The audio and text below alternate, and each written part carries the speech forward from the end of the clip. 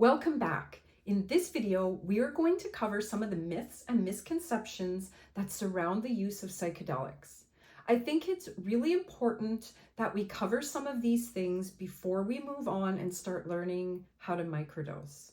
In the last lesson, we learned about the history of psilocybin and that it became illegal when the government called it dangerous and called it addictive. When that happened, it put the fear into people. So society began to view it as something to be afraid of.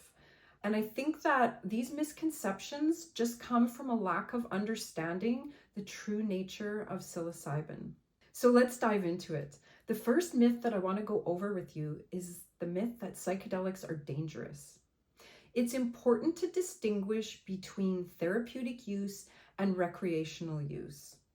A lot of the dangers come from people who are using it recreationally without educating themselves on all things psilocybin ahead of time. Now, a lot of times people think that they're going to take some mushrooms and have a trip and it's going to be a good time. And it might very well be a good time, but it also might not be a good time. The true purpose of psilocybin is to bring things to the surface so that we can work on them. It's very likely going to bring up traumatic things from your past, things that you need to work on. It's going to bring up things that you might have been repressing for years. It brings these things to the surface because it's showing us what we need to work on so that we can process these things and move on and live a healthy life. When we take it recreationally without knowing that, that's when the dangers can happen. People take it expecting it to be fun, and a lot of times it turns out not to be fun. We've all heard people talking about having a bad trip. What exactly is a bad trip? A bad trip is simply a person having an experience that they didn't enjoy. That's because they didn't educate themselves ahead of time, and things likely came up that they didn't want to think about. They weren't ready to see it, and they certainly weren't ready to deal with it. So they just refer to it as a bad trip. Another thing to keep in mind when we're talking about the dangers of using psilocybin is the set and the setting. A lot of times when people are using it recreationally, they also don't take that into consideration. We're going to talk about the set and the setting in a future video, but just really quickly, in case you don't already know, the set is your mindset and the setting is where you take it. These are very important factors in deciding to take that dose. So if you're not in the right mindset or you're not in the right setting, again, that's what can make it dangerous.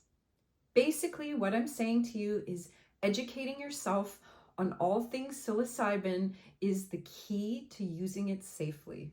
The next myth I'm going to talk about is psychedelics being addictive. They are absolutely not addictive. We can build up a tolerance to them, but we don't get addicted to them. I'm going to talk to you about the tolerance in another video, but right now I just want to put it out there that psilocybin is not an addictive substance. And I think I already mentioned that there have been people who've used it to treat their addiction. Typically, this is done in a larger dose, but the people who have used a larger dose in order to treat their addiction have reported, and oftentimes after just doing one dose, they've reported that they lost all interest in having a drink or using whatever substance it was that they were addicted to. Microdosing can work in a similar way. I haven't really heard of too many people using microdosing as a way of treating their addiction, but a lot of people who have self-reported have indicated that once they began microdosing, they lost all interest in having a drink or using other recreational substances that they might have been using. And I know for me, I used to enjoy having a glass of wine, and ever since I started microdosing, I lost complete interest in it. I have no desire to have a glass of wine whatsoever. So we can look at that as a side effect, but a really good one. The next misconception that I'm going to go over is you need to trip in order to have lasting therapeutic benefits. This is absolutely not true. And this is one of my favorite myths to talk about because from my personal experience, I know that this isn't true.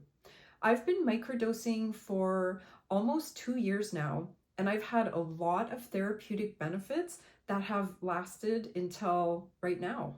So you don't need to have that trip dose in order to have lasting therapeutic benefits.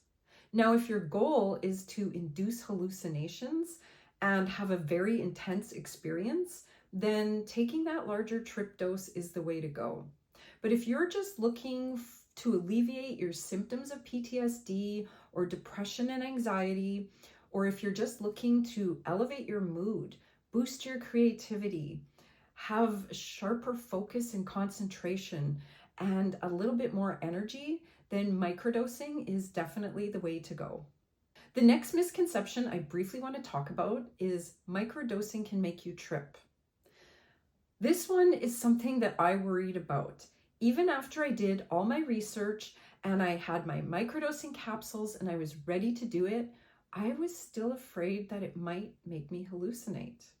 So I procrastinated taking that first dose for a little bit. But once I did, I quickly realized that that is a myth. It will absolutely not make you hallucinate or trip at all. And that's because, like I've already covered with you, it's a very small fraction of a regular dose, 5 to 10%. It won't make you trip. The last myth I want to cover is that there's no scientific basis. Now, there have been a lot more studies done on taking larger doses. There's not that many studies done on microdosing, but that doesn't mean that there is no research being done. If you're the kind of person who needs to have scientific proof before you give something like this a try, you might be a little disappointed.